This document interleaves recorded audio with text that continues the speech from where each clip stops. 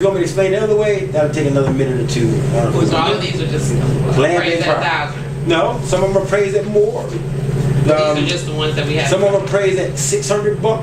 But let me ask you this: knowing the value of land in East Cleveland, and it's been agreed by most people here that the land is the most valuable assets we have.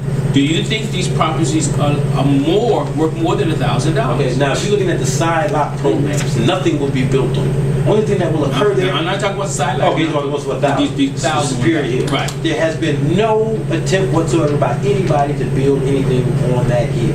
Nothing at all. Nothing at all. And let me explain to you about the value of land in the city of East Cleveland. The value of land in East Cleveland is worthless.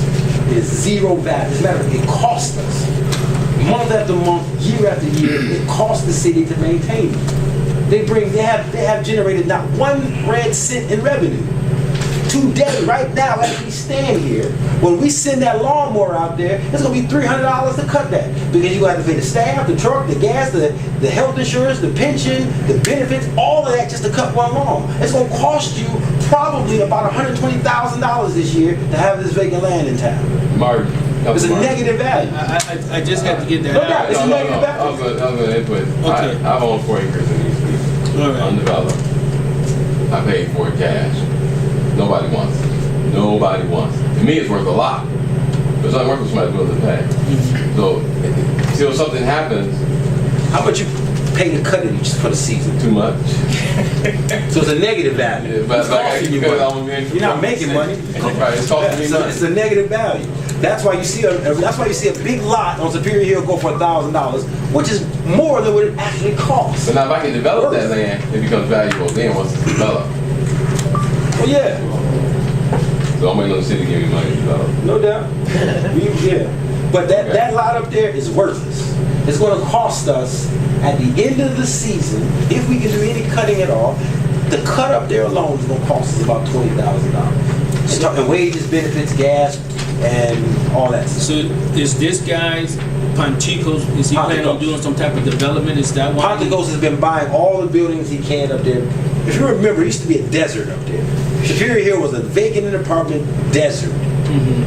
Fortunately, we partnered with the Landbank at the time and knocked down some of them. He was able to save some of them. He's put the new windows, the new balconies on the others. So he does a great job.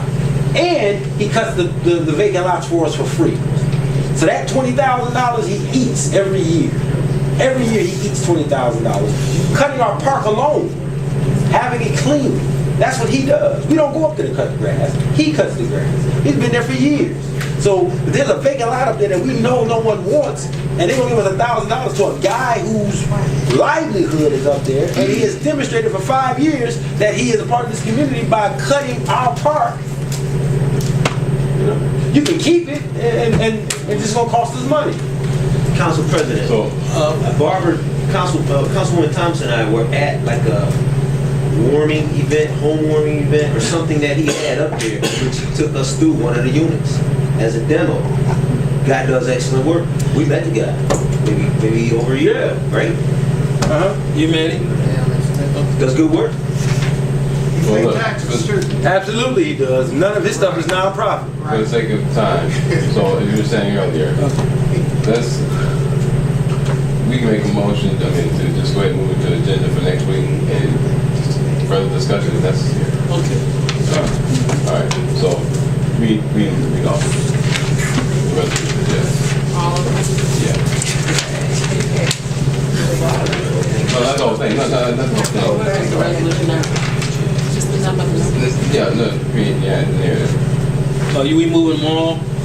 Yeah. No, it's one we need to discuss, and I'm going to say publicly, and I'll say it, 1316 Branding L. King, 1,000, and I need to say this.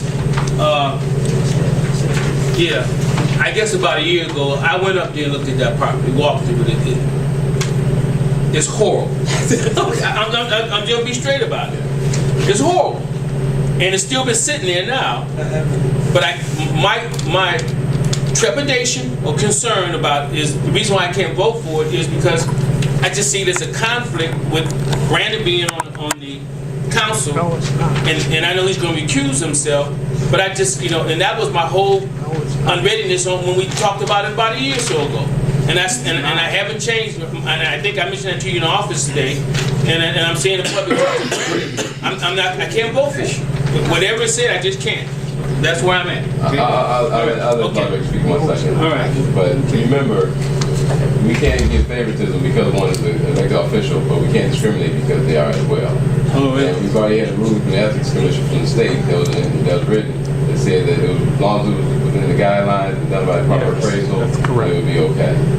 So, Well, I remember that. You know, city for an example of where it happened. Okay, but what happened was he went before the administration.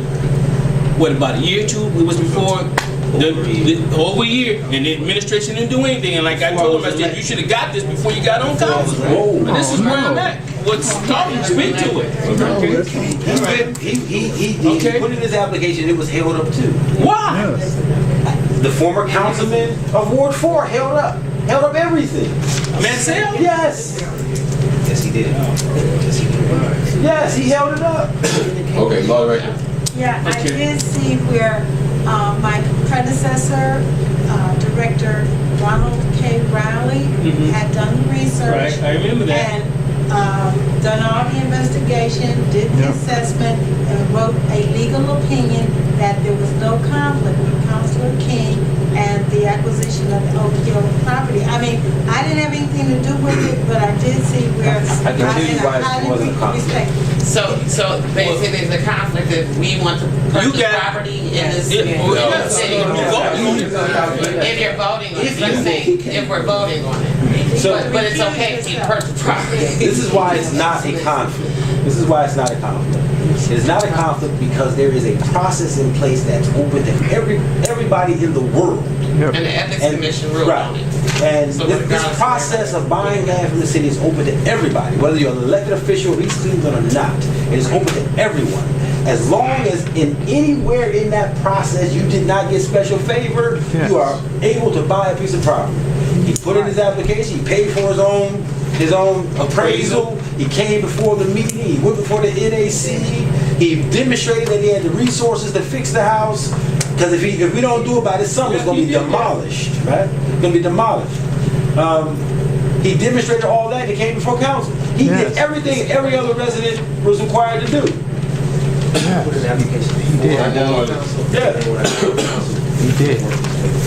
Law director. I would like to say that the Ohio Ethics Commission is having a seminar for public officials as well as lawyers on June 2nd, 2016 at I think it's Tri-C East, and I'll send all of that information to each of you so that you can register online. It's free of charge. Plus, I think you get lunch. When is this now? June 2nd. I'm just one person. I will cogitate on this. I'm struggling. I've been struggling with this. I talked to Brandon about it yesterday. He knows how I feel about this. So where my biggest struggle is because I went up there and walked through the property, and it's horrible. And I say, why would you want to invest in this? It's a good area up here. It's up on Oak Hill. It's a good area. So You just